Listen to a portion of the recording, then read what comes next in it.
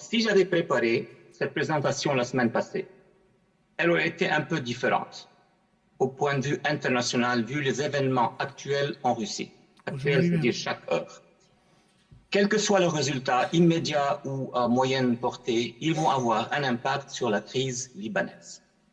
Comme ont été et le sont toujours les changements politiques qui ont eu lieu aux États-Unis, en Europe, en Iran, y compris au Golfe, y compris bien sûr ce que vous avez mentionné en ce qui concerne le sommet de Pékin. Mais les événements en Russie vont avoir des conséquences dans la région et bien sûr au Liban. Mes remarques se concentrent sur la géopolitique, comme vous l'avez bien signalé, pas sur l'économie, ni sur la culture, ni sur le social à l'intérieur du Liban. En vue du temps limité, je vais utiliser des points de base, talking points, et il y en a beaucoup à traiter, mais on pourrait éventuellement, lors des questions et réponses plus tard, entretenir quelques détails. Donc je vais être direct, droit au but, sans trop de poésie. Les sujets que je vais résumer à partir de ma perception, bien sûr, et mon expérience au cours des décennies sont les suivants. Premièrement, les deux camps au Liban et leur stratégie internationale. Je commence donc par le Liban et les stratégies internationales des deux, j'appelle les deux camps. Deuxièmement, les acteurs internationaux et leur position vraiment réelle vis-à-vis du Liban à ce point-ci de l'histoire. Troisièmement, des suggestions, c'est seulement des idées, que devrait faire le camp libre ou le camp qu'on appelle souverainiste au Liban sur le plan international. Je commence d'abord par les deux camps au Liban et leur stratégie internationale. Bien sûr, le Hezbollah d'abord, c'est la force principale. Comme on le sait, la milice appuyée par l'Iran a mis la main avec les forces syriennes sur l'État du Liban depuis octobre 1990. Ça, c'est la base de ma pensée, de mon analyse. Puis, cet axe a éliminé graduellement leur opposition durant les années 90. Et enfin contrôle le Sud en 2000, donc l'ensemble de la République à partir de 2000. En 2004, une résolution de l'ONU 1559 demandait le retrait syrien, le désarmement des milices. En 2005, un soulèvement populaire qu'on appelle la révolution des Cèdres a redonné à l'opposition un certain espace politique et donc une brèche. Mais le Hezbollah a frappé en 2008 et fermé cette brèche et entamé une étape de pénétration profonde du pays, y compris armement stratégique de l'Iran, installation de postes dans les zones non chiites. Il intègre profondément à l'axe régional qu'il appuie intégralement. Le Hezb profite de l'accord nucléaire et de tous les autres accords signés maintenant et depuis quelques années par l'État libanais, y compris ce que j'appelle l'accord du gaz. Le Hezb est en train de, en fait, digérer le Liban. L'autre camp, le camp de l'opposition, que l'appelait souverainiste, Mars 14, etc., dans les années 90, à mon avis, de loin, je pense que c'était une décennie qui a été perdue, 10 ans ou 11 ans.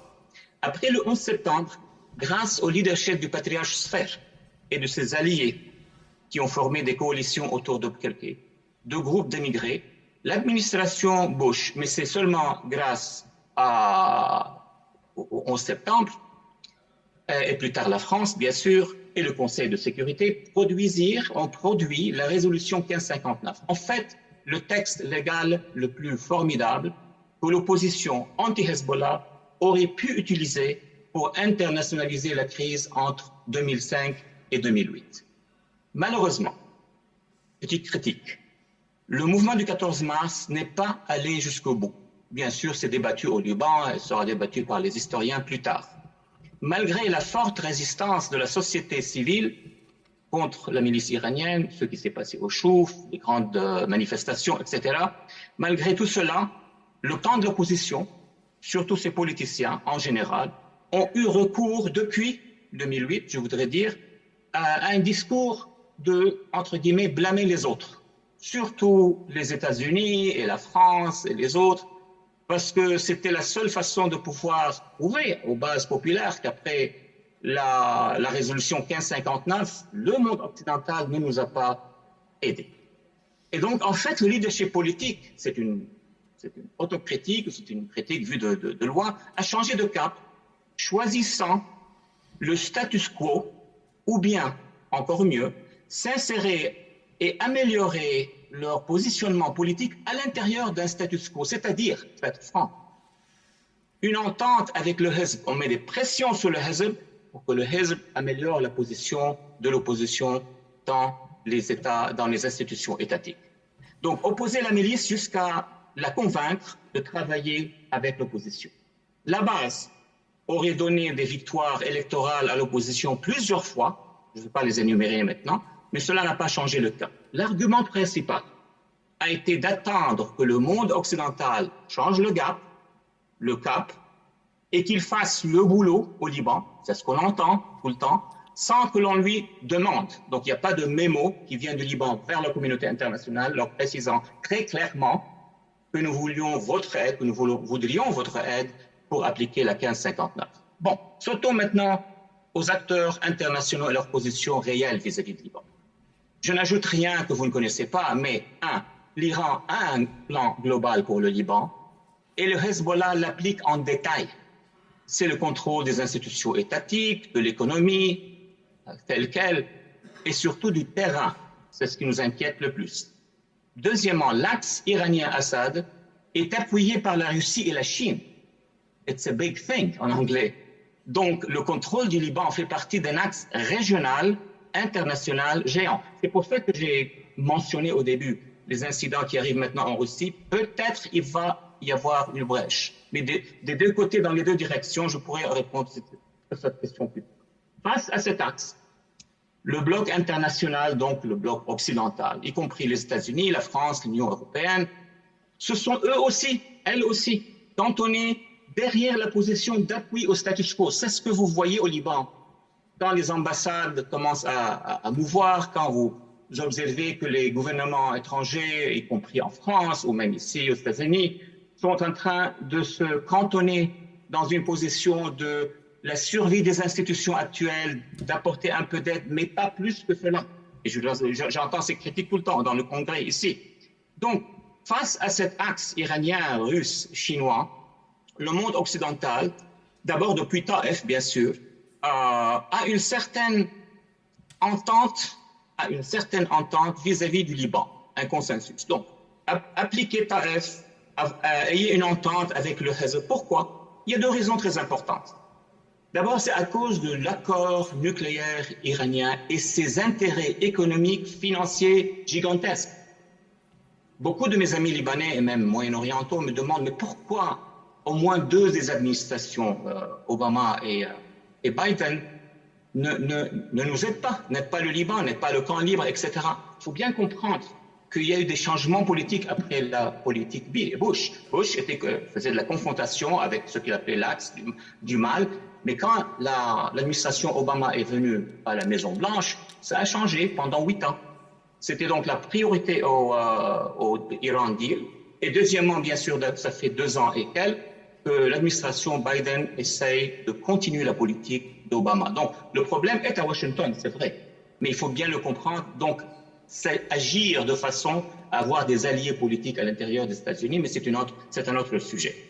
Donc, l'Arabie saoudite maintenant et la coalition arabe, ça va être sujet de débat, de discussion, mais je me contente de dire, avait essentiellement, même sous Obama et même sous les 2 premières années de Biden, je parlerai à propos de Trump plus tard, ils avaient aidé les Libanais souverainistes syriens contre l'Iran et le Hezbollah, mais dans les limites de ce que ces pays arabes peuvent faire quand les administrations à Washington ne veulent pas faire.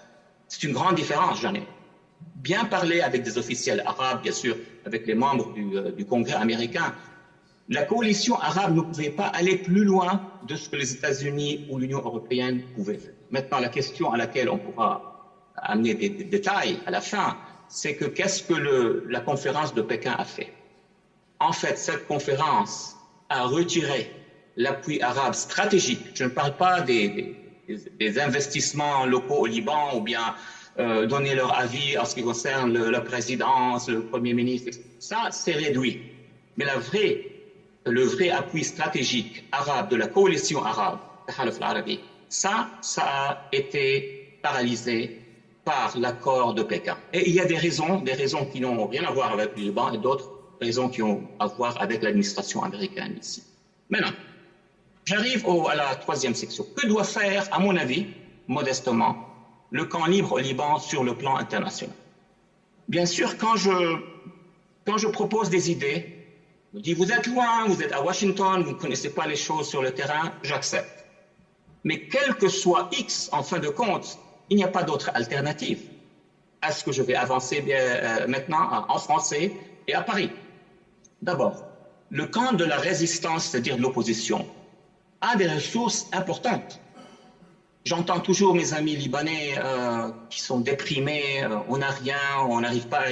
Pas du tout. Si on étudie bien les ressources de la population libanaise ou du Liban en général, on voit que ce camp-là, il a un grand bloc au Parlement libanais.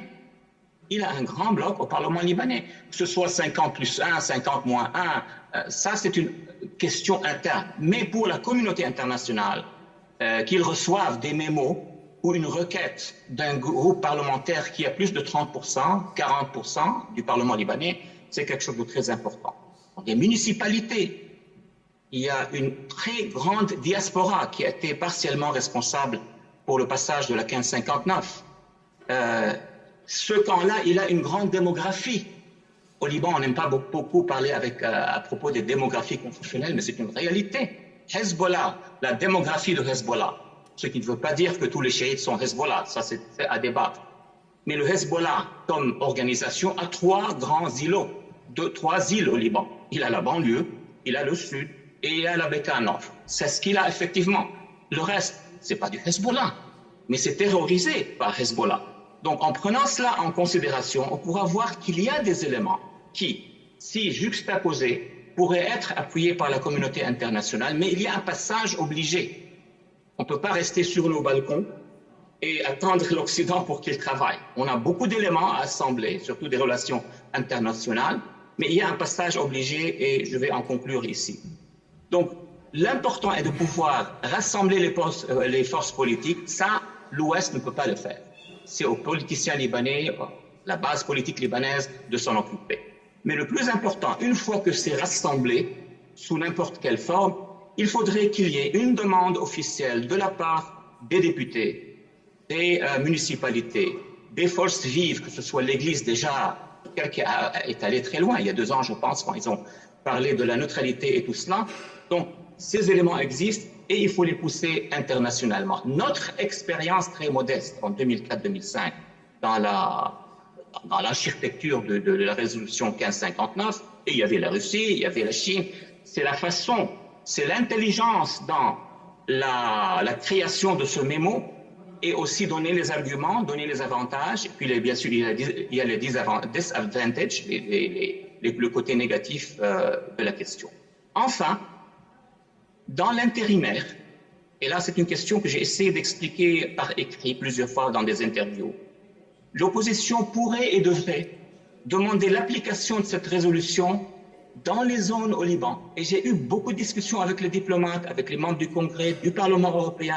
La semaine passée, j'étais avec quelques-uns parmi vous au Parlement européen. Quand on leur présente une solution qui est pratique, qui ne les force pas à faire des mouvements qu'ils ne peuvent pas faire, donc il y a moyen de négocier. Donc je résume ici, que l'application de la résolution 1559 peut se faire dans les zones où Hezbollah n'a pas ni le contrôle ni la majorité démographique. Tous les Libanais ont compris. Ils connaissent la carte géographique, la map. Ils la connaissent très bien. Donc, je ne vais pas dire d'où jusqu'où, ça c'est aux Libanais de le déterminer, mais il y a une zone énorme au Liban qui échappe au Hezbollah, point de vue démographique, point de vue sécurité et militaire. Et rapidement communiquer à Washington, à Paris, à Bruxelles, que c'est possible de ramener l'État libanais. L'État libanais ne va pas partir, mais il faut le libérer, il faut lui donner la voie, la possibilité de pouvoir fonctionner. Dans cette zone que j'ai baptisée zone libre, vous allez avoir la présidence, le ministère de la Défense, la plupart des ministères, y compris les affaires étrangères, vous allez avoir la plupart des ports. Je sais, il y a un problème pour l'aéroport de Beyrouth, ça peut attendre, mais il y a d'autres aéroports qui peuvent être ouverts. Cela ouvrirait la porte à une aide qui ne peut pas venir maintenant. Et j'entends très bien à Washington, quand les délégations libanaises arrivent et sont en train de demander au gouvernement américain et à l'IMF, pouvez-vous nous aider? Ce qu'ils ne comprennent pas, c'est que ces institutions ne vont pas investir ou envoyer au Liban plus que ce qu'ils pensent pourrait être absorbé éventuellement par la force qui commande le Liban. Donc, il faudrait une zone libre ou une demande de zone libre pour pouvoir amener la communauté internationale, au moins le monde libre, à aider. Dernier point, le Hezb s'y opposera. Quand je lance dans les réseaux sociaux quelques-unes de ces idées, ou même ici à Washington, la réponse, le Hezb va attaquer, le Hezb va faire tomber ce projet. Pas du tout. Vous, au Liban, plus qu'ici, vous savez très bien que le Hezb peut bien contrôler ces zones, qu'aucun pouvoir international ou occidental irait jusqu'à faire une confrontation avec le Hezb. C'est impossible maintenant. Mais le Hezb lui-même, dans ses calculs, dans ses analyses, et ça c'est des renseignements, ce n'est pas un estimate, ne va pas jusqu'au point où il va envahir d'autres régions. Il a appris quelques leçons. Je vais être très précis ici, que ce soit au sud, que ce soit au Chouf, que ce soit à Ain el-Rumani, où il sait très bien qu'il peut terroriser, mais il ne peut pas digérer. Donc avec ça, je sais, c'est un peu dur ce que j'ai dit, mais je voulais partager mes idées. Le créneau internationalement est en train de se resserrer, et surtout avec les incidents en Russie, l'Iran et le Hezb, et là c'est la conclusion régionale, pourraient prendre des mesures préalables sur le terrain, preemptive strikes. Donc il est très important de commencer une réflexion de sécurité nationale au Liban, l'application intérimaire de la résolution 1559. Je suis tout à fait prêt après à vous donner les réponses que je peux avoir pour n'importe quelle question. Merci beaucoup pour cette invitation.